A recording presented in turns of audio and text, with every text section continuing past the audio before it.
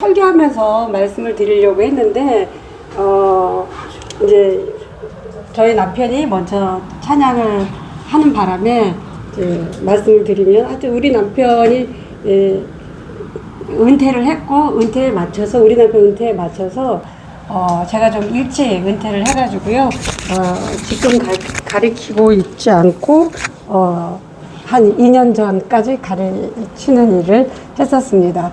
오늘 여러분 이제 뵙게 돼서 너무 반갑고 아까 이제 왔는데 아주 뭐 분위기도 너무 좋고 또 이렇게 친절하게 환대해 주셔서 감사합니다. 오늘 제가 이제 여러분들하고 말씀을 나눌 것은 본문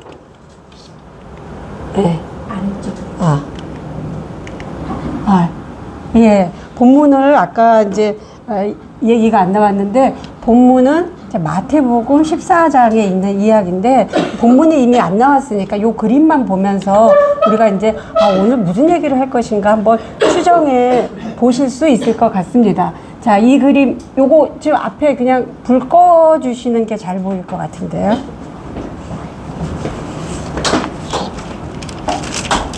예. 자, 이 그림 잘 보이시죠, 이제? 자, 이 그림을 이렇게 보시면, 이 그림이 뭐에 대한 그림이다 하는 거 아실 수 있으실 것 같은데요? 뭘 그린 것 같으세요? 그렇죠, 예. 이게 지금, 베드로가, 이제 배에서, 여기 이제 배가 풍랑을 맞은 듯 하고, 베드로가 누구겠어요?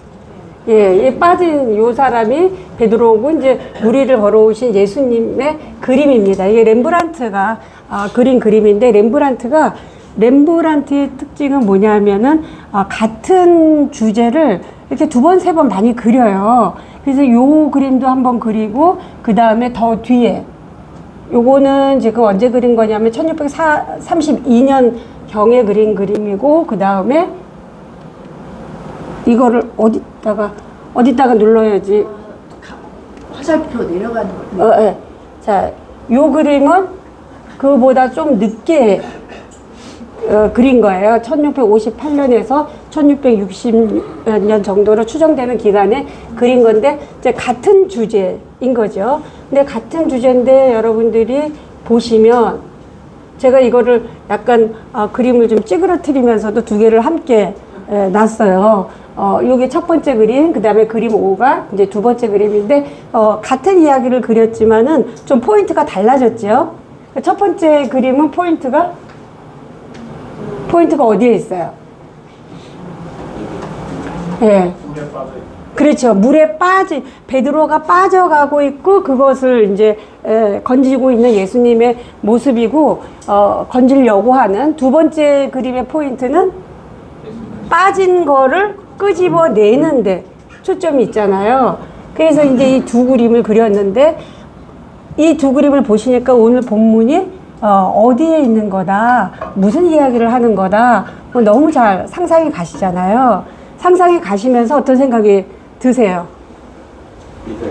믿어야 되겠다. 예, 믿어야 되겠다라는 생각과 함께 나 다 아는 얘기야. 여러분 너무 이 얘기를 모르시는 분은 안 계실 거예요. 너무 나 다 아는 얘기야. 그렇게 아마 생각을 하실 텐데 오늘은 이제 거기서부터 한번 새롭게 출발을 해보려고 해요. 다 아는 얘기인가? 이거 진짜 우리가 다 아는 얘기인가? 근데 저도 이 본문을 그냥 나 다 아는 본문이야. 맨날 그런 본문이야. 그러고 이제 스쳐 지나갔었는데 저는 이 그림을 보면서 특히 이제 두 번째 그림보다는 이 첫 번째 그림을 보면서 진짜 충격을 많이 받았어요. 이 그림이 이 본문인가? 그러면 이 그림을 보면서 내가 지금까지 이 본문에 대해서 생각했던 것들을 좀 다르게 생각할 수 있지 않을까? 이런 생각을 했습니다. 이 그림은 어떠세요? 이 그림을 보면 여러분들이 너무 아는 그 본문에 맞춰서 보니까 빠지려고 하는구나, 예수님이 구해주려고 하고 구해주겠구나 이렇게 생각이 드시지만 만약에 여러분들이 아무 이 본문에 대한 정보 없이 이 그림을 보신다 그러면 여기다가 어떤 제목을 이처럼 빠져가는 베드로를 구하는 예수님과 같은 이렇게 전형적인 제목 말고 어떤 제목을 붙이실 수 있을 것 같으세요? 이 그림만 보시면. 살려주세요. 예, 살려주세요. 그것도 좋죠. 베드로의 입장에서 살려주세요. 예. 오늘은 여기가 되게 분위기가 좋아서 제가 아주 자연스럽게 설교를 하려고 하는데, 자연스러운 설교라는 건 끊임없이 질문하고 끊임없이 물어볼 거예요. 왜 저래? 그럴 정도로 물어볼 겁니다. 이 그림, 여러분들이 이 그림을 보시고 제목을 붙이신다면, 빠져 죽는. 빠져 죽는. 한쪽에서는 이렇게 다양한 거예요. 한쪽에서는 살려주세요. 한쪽에서는 빠져 죽는. 그것도 좋죠.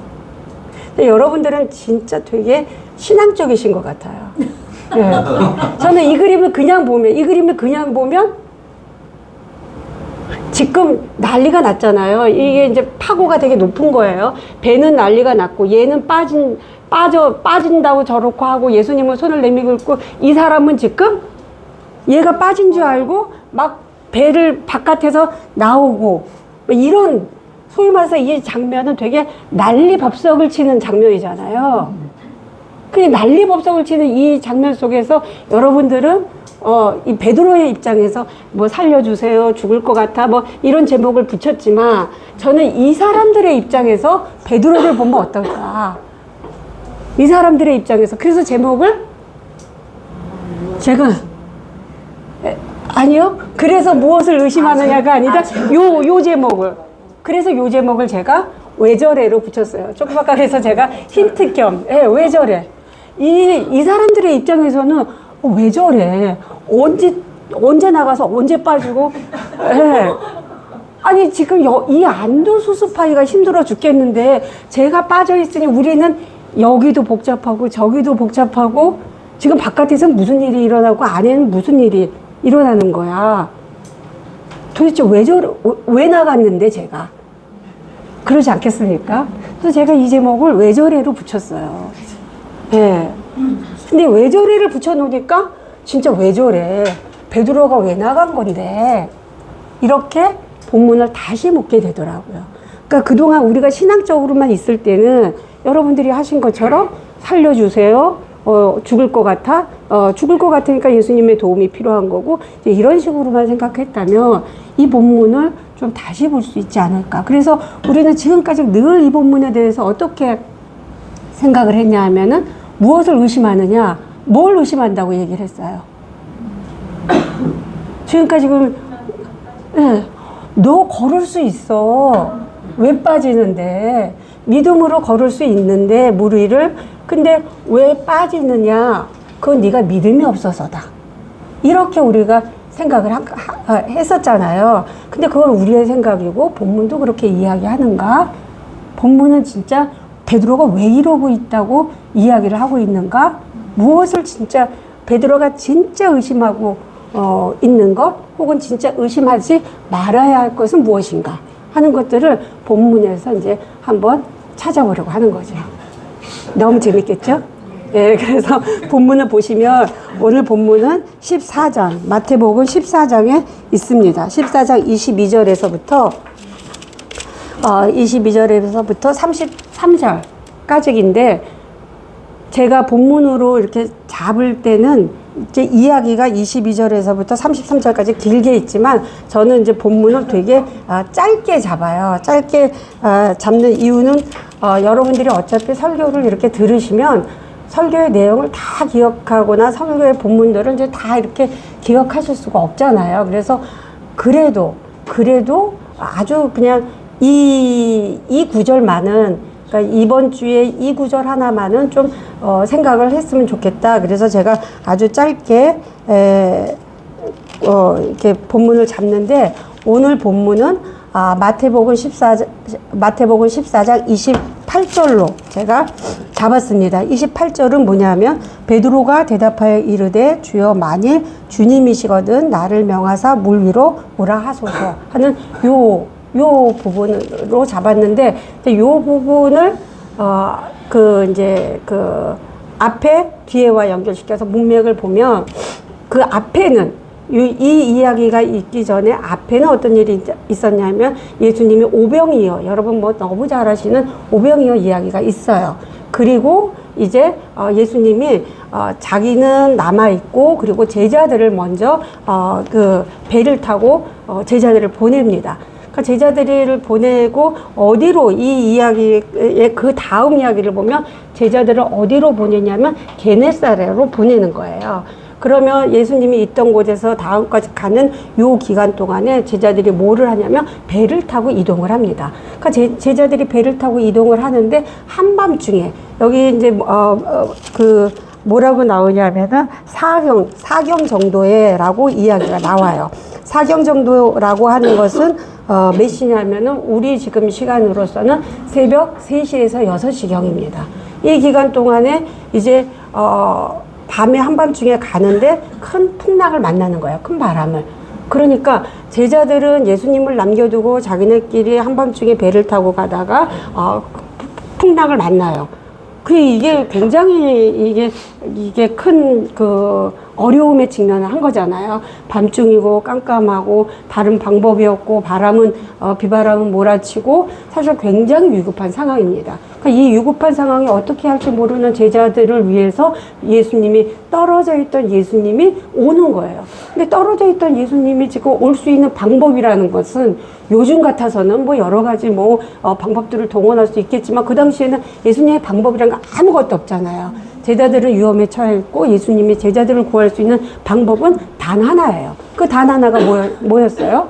물 위를 걸어오는 거였어요. 그러니까 제자들이 위험에 처한 것을 알고 떨어져 있는 예수님이 이제 물 위를 걸어오는데, 그래서 제자들에게 이제 다가왔는데 제자들은 예수님을 보고 나서는 바다 위로 걸어오시는 예수님을 보고 그가 유령이라고 생각하고 되게 무서워하면서 소리 지른 거예요. 그러니까 제자들의 그 어려움은 이때서부터 극대화됩니다. 안에서는 비바람이 치고 지금 죽을지 살지 도대체 왜 예수님은 우리를 이렇게 우리만 가라 그래가지고 우리를 이렇게 생 지옥 같은 곳으로 보냈나라고 생각하면서 진짜 물이라도 한 바가지씩 더 퍼내고 있을 이 즈음에 바깥에서는 웬 유령 같은 존재가 와가지고 이건 또 뭐야 라고 하는 이런 상황이에요.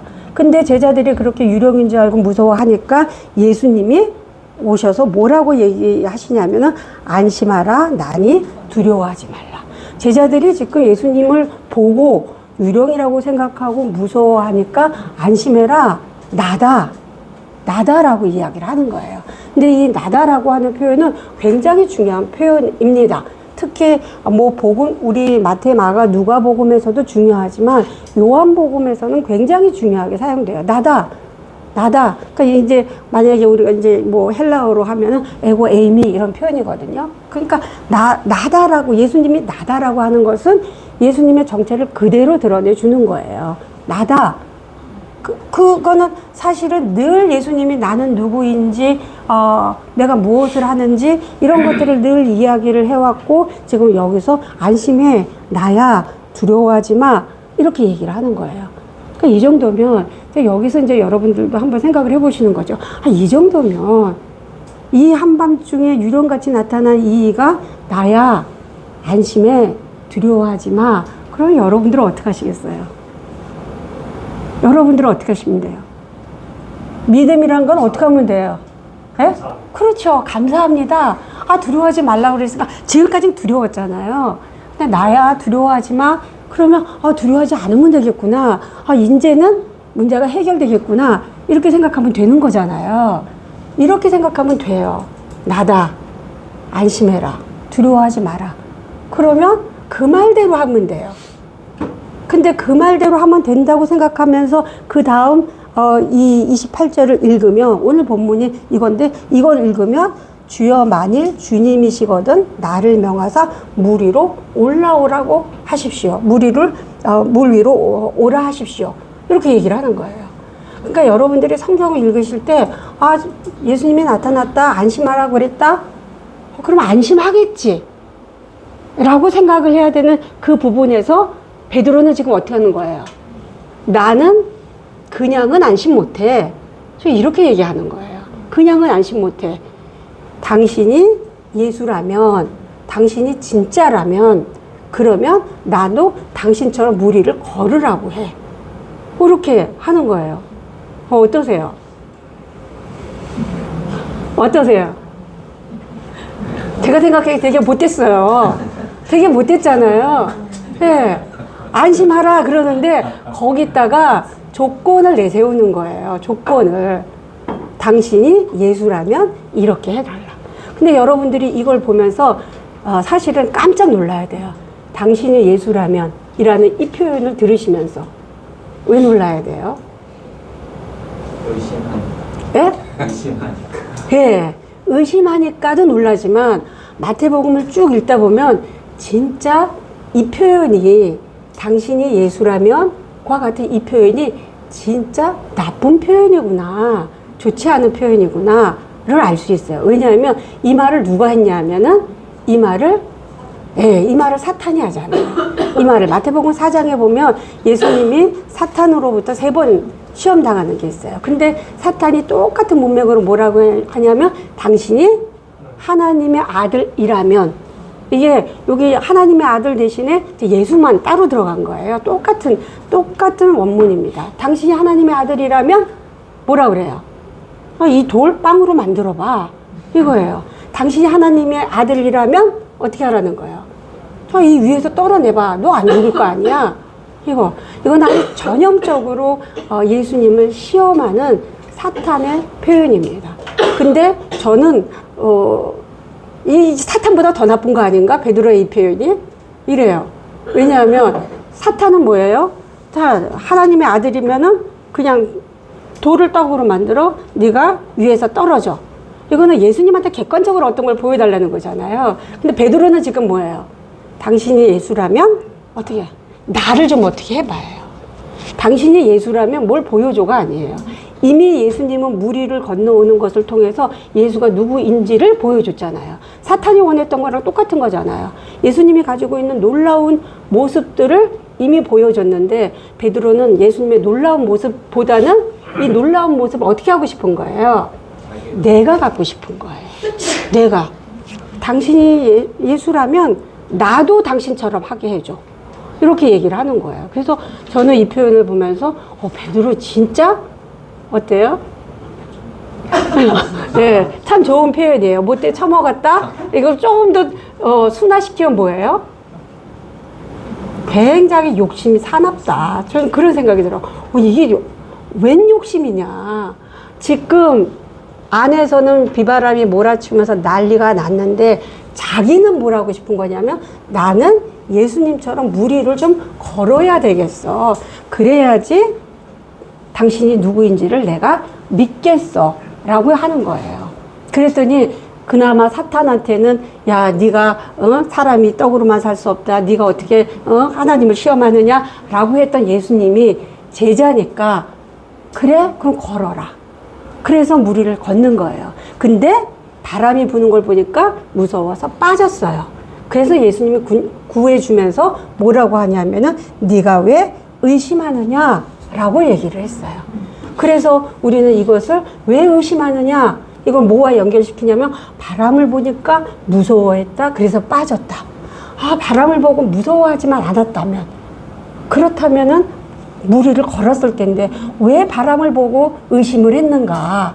그래서 무슨 한이 있어도 바람을 보지 말아라, 바람을 보고 의심하지 말아라. 그러면 네가 물 위를 걸을 수 있다고 얘기를 하는 거예요.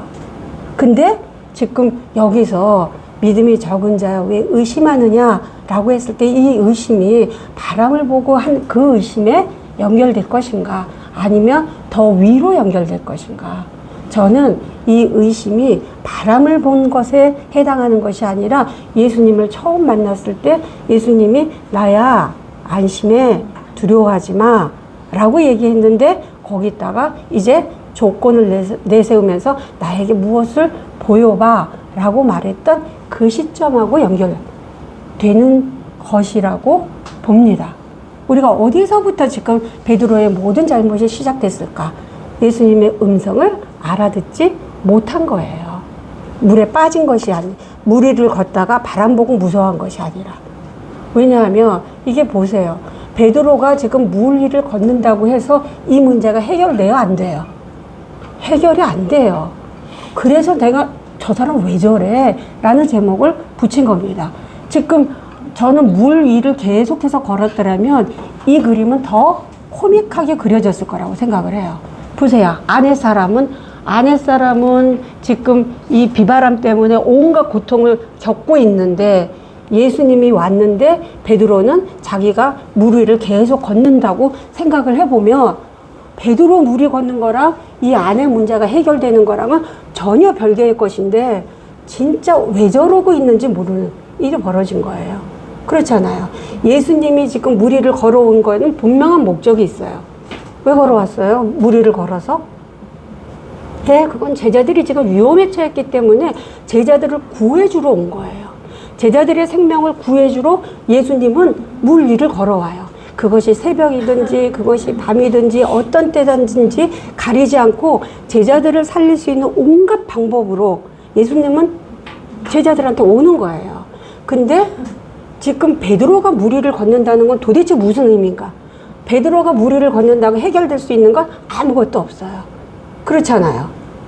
베드로가 물 위를 걷는다고는 아무것도 해결되지 않아요. 베드로만 기쁠 뿐이지 이 사람들은 진짜 이 사람들의 입장에서는 제 입장에서 보면 복장 터질 일이에요. 야, 우리는 지금 이 안에서 이 난리인데 왜 저러는지 모를 일이에요. 왜 저러는지. 그래서 믿음이란 건 도대체 뭔가 하는 것을 제가 이 그림을 보면서 다시 생각해 보게 된 겁니다. 믿음이란 건 뭔가? 믿음이라는 것은 내가 물 위를 걷겠다고 소위 말해서 설치는 것이 아니에요. 물 위를 걷겠다고 설치는 것은 내 믿음을 보이는 거지 예수의 믿음을 보이는 게 아니기 때문에 그렇습니다. 내 믿음으로 이 문제를 해결할 수 없기 때문에 그래요. 문제는 언제 해결돼요? 예수님이 베드로를 끄집어내고 배에 오르니까 멈췄다. 바람이 멈췄다 그래요. 문제는 언제 해결되냐면 예수님이 배에 오를 때 해결되지 베드로가 바다 위를 걸을 때 해결되지 않습니다. 그러니까 베드로가 해야 될 가장 급선무의 일은 뭐였냐면은 베드로가 예수님을 빨리 배 안으로 들어오게 하는 게 베드로가 해야 될 일이었는데 빨리 들어오게 하지 않고 오히려 자기가 뭘 하겠다고 하면서 이 안의 상황은 더욱더 복잡해진 거죠. 그러니까 베드로가 물 위를 걷는 것은 믿음이 아니다. 믿음은 뭐냐? 믿음은 내가 물 위를 걸을 수 없다는 것을 아는 거예요. 저는 너가 물 위를 걸을 수 있어. 의심하지 마. 바람을 보지 마. 이게 믿음이라고 생각하지 않습니다. 믿음은 우리가 물 위를 걸을 수 없다는 걸 아는 거예요. 내가 물 위를 걸을 수 없으니, 내가 이 바람을 멈추게 할 수 없으니, 그러니 뭘 요청하는 거예요? 예수님을 요청하는 거예요. 그래서 성령을 요청하는 거예요. 오늘 우리 하시면서 오순절이라고 말씀하셨잖아요. 성령을 요청하는 때의 가장 기본적인 건 뭐냐면 내가 할 수 없다. 이거예요. 내가 다 할 수 있는데 성령이 뭐가 필요합니까? 내가 할 수 없다. 지금 이 비바람을 내가 멈출 수 없다. 내가 이 문제를 해결할 수 없다. 내가 아무리 바다 위를 몇백 바퀴 돈다고 해서 이 문제가 해결되지 않는다. 예수님이 오셔야 되겠다. 성령이 오셔야 되겠다. 이 배 안으로 예수와 성령을 끌어들이는 거, 그것이 믿음입니다. 예수님이 오실 때까지 기다리는 거예요. 예수님이 오실 때까지 어떻게 기다려요? 비바람이 치면 비바람을 맞으면서 기다리는 거죠. 우리도 수많은 얘기를 하잖아요. 바람이 몰아칠 때는 어떻게 해야 돼요? 바람을 맞을 수밖에 없어요. 그럼 바람을 맞는 거예요. 바람을 맞는 것도 믿음입니다. 믿음으로 흔들리지 않게. 그러잖아. 바람만 조금만 하면 예수님이 날 안 도와주시나 봐. 예수님이 없나 봐. 이게 아니라 예수님이 오실 거야. 바람을 뚫고 오실 거야. 새벽에라도 오실 거야. 예수님이 오실 때까지 기다리자. 흔들리지 말자. 그리고 예수님이 오시면 그 음성을 알아듣고 예수님을 빨리 내 안으로 모시자. 이게 믿음이라는 것을 지금 이 그림은 보여주고 있지 않은가. 그래서 떨어진 이 물속에 빠져가는 베드로의 모습을 보면서 우리가 도대체 무엇을 의심할 것인가. 무엇을 의심할 것인가를 다시 한번 생각해 보면 좋겠다. 무엇을 의심해야 되는, 무엇을 의심하고 있는가? 의심해야 될 것은 내가 할 수 없다는 거예요. 나는 이건 할 수 없다. 그러면 내가 지금 하고 있는 모든 행위 중에서 내가 의심하고 있는 부분 중에서 절대 의심하지 말아야 될 것. 그게 뭐냐면 예수님이 나에게 오신다는 것. 그것만 의심하지 않으면 우리는 우리의 삶을 믿음으로 지켜낼 수 있을 텐데 우리가 그러지 못하는 이유는 무엇인가? 베드로는 왜 예수님의 제자로서 이렇게 막 했는데 그런데도 불구하고 예수님의 음성을 알아듣지 못했는가? 왜 그런 것 같아요? 베드로가 왜 예수님의 음성을 알아듣지 못했을 것 같아요? 그것은 베드로가 이 한 번의 사건에 묻어진 게 아니라는 거예요. 우리는 어떤 일을 내가 겪거나 어떤 고통을 겪거나 그럴 때 어느 순간에 확 무너지잖아요. 그래서 내가 지금까지 믿음으로 견뎌왔는데 내가 이게 한 번에 무너지는구나 하는 나 자신을 볼 뿐만 아니라 다른 사람의 경우에도 저 사람이 믿음이 좋은 줄 알았는데 뭐 한 방에 저렇게 쓰러지네? 이런 것들을 봐요.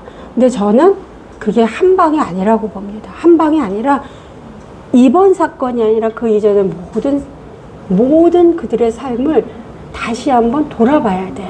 그들의 일상을.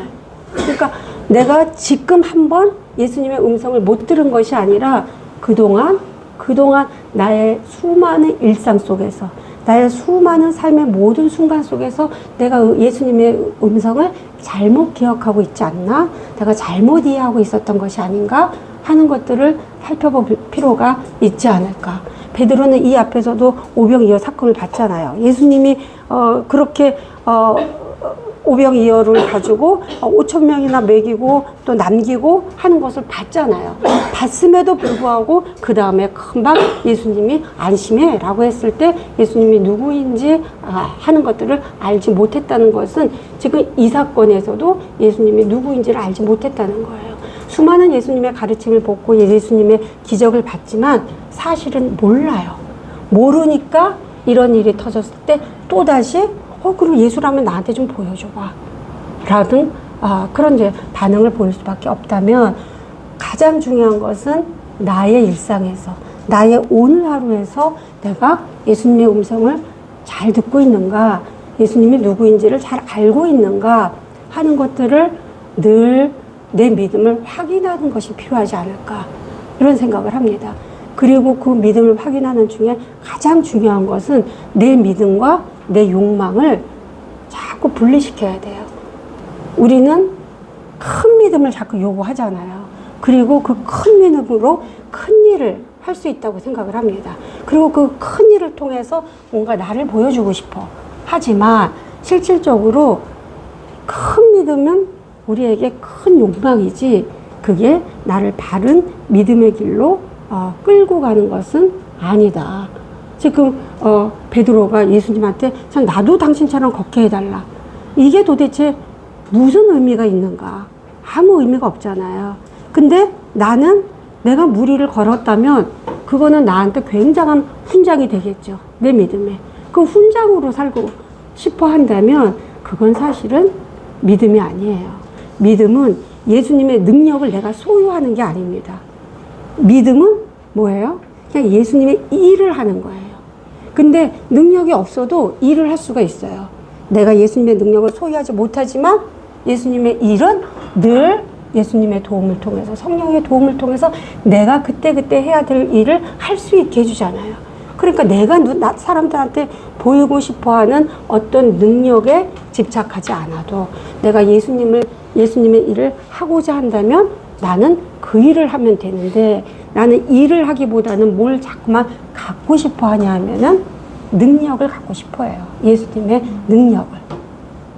그래서 저는 우리의 일상에서 이 그림을 보면서 우리의 일상에서 내가 어떻게 예수님의 일을 할 것인가, 내가 무리를 걷지 않고 어떻게 땅 위에서 예수님이 하고자 하는 일을 예수님과 함께 할 것인가. 누군가가 내가 믿음으로 한다고 하는 일을 봤을 때 이 그림에 제가 제목을 붙인 것처럼 왜 저래? 우리는 수많은 믿음 있는 사람들을 보면서 그런 반응을 너무 많이 하게 돼요. 왜 저래? 자기는 믿음으로 한다고 하는데 우리한테는 다 왜 저래예요. 그게 허세로 혹은 욕망으로 나타난다면 그건 진짜 덧없는 것이라는 생각을 듭니다. 제가 우리 남편하고 같이 이제 이렇게 시간이 나면 다니는 것은 우리 남편이 2016년 전에 되게 이제 뭐 뇌종양 걸려서 죽었다가 살아났어요. 그래서 잘 살고 잘 해서 은퇴까지 잘 했는데 그래서 저도 그냥 하여튼 우리 남편이 또 이제 그렇게 하니까 좀 일찍 은퇴하자. 그래서 같이 맞춰서 잘해서 잘 살려고 했었는데 재작년 말에 다시 그게 골반 쪽으로 이제 전이가 됐어요. 그래가지고 지금 이렇게 멀쩡히 걷고 운전하고 뭐 찬양하고 그러지만 작년에는 움직이지 못했어요. 예, 작년에 움직이지 못하고 막 목발 짚고 댕기다가 휠체어 타고 댕기다가 막 하여튼 그러다가 이제 다시 이제 요새도 계속 이제 우리가 항암 치료를 받고 있는데 그러면서 이제 걷는 거예요. 그래서 제가 느낀 게 뭐냐면 물 위를 걷는 거는 말도 안 되고 땅 위를 걷는 것도 진짜 이게 보통 일이 아니에요. 땅 위를 걷는 것도 우리는 그냥 다 걷는다고 생각하잖아요. 다 걷는 거 아닙니다.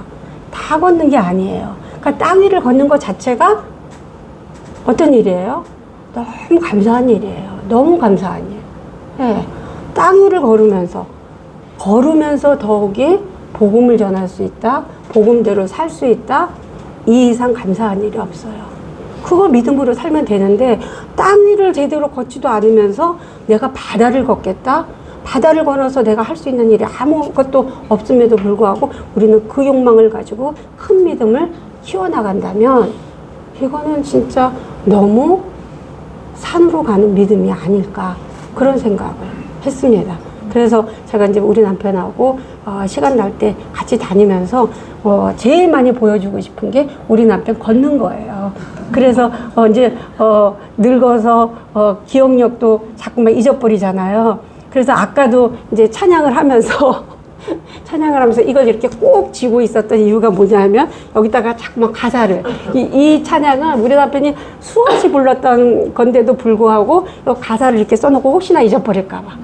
예. 그래서 그냥 나이가 드니까 가사도 걱정이 되고 멀리서 와가지고 이것도 걱정이 되고 아마 우리 남편은 지금 되게 속상할 거예요. 내가 지금 잘 부른 것 같은데 마지막에 또 이게 딱 가래가 해가지고 그러나 그냥 그렇게 걸어와서 그렇게 찬양하면 되는 거잖아요.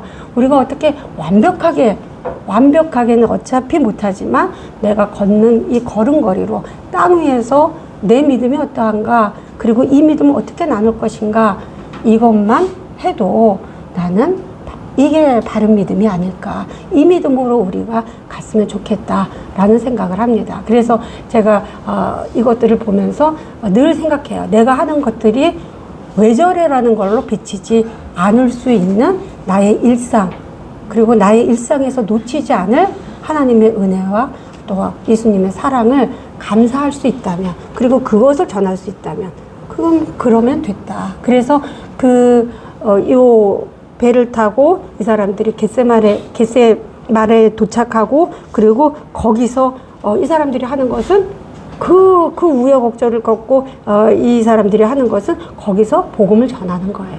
그러니까 우리가 땅 위에서 하나님의 말씀으로 살 수 있고 나눌 수 있다면 그것이 믿음이고 그러기 위해서는 늘 예수의 음성이 무엇인가를 기억하고 예수님이 나다라고 이야기할 때 그것들을 의심하지 않고 우리가 진짜 믿어야 될 것을 믿고 나아간다면 우리의 삶이 더욱더 감사로 넘치고 또 주님 안에서 우리가 생명을 나눌 수 있으리라 믿습니다. 기도하시겠습니다.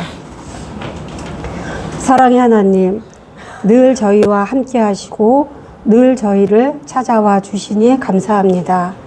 우리의 삶에서 주님의 말씀을 믿게 하시고 우리의 일상에서 주님을 알아보게 하시고 우리의 고난 속에서 주님으로 말미암아 기뻐하게 하셔서 우리의 욕망이 아니라 우리의 믿음이 우리의 모든 순간을 움직일 수 있도록 지켜주시기를 예수 그리스도의 이름으로 기도합니다. 예.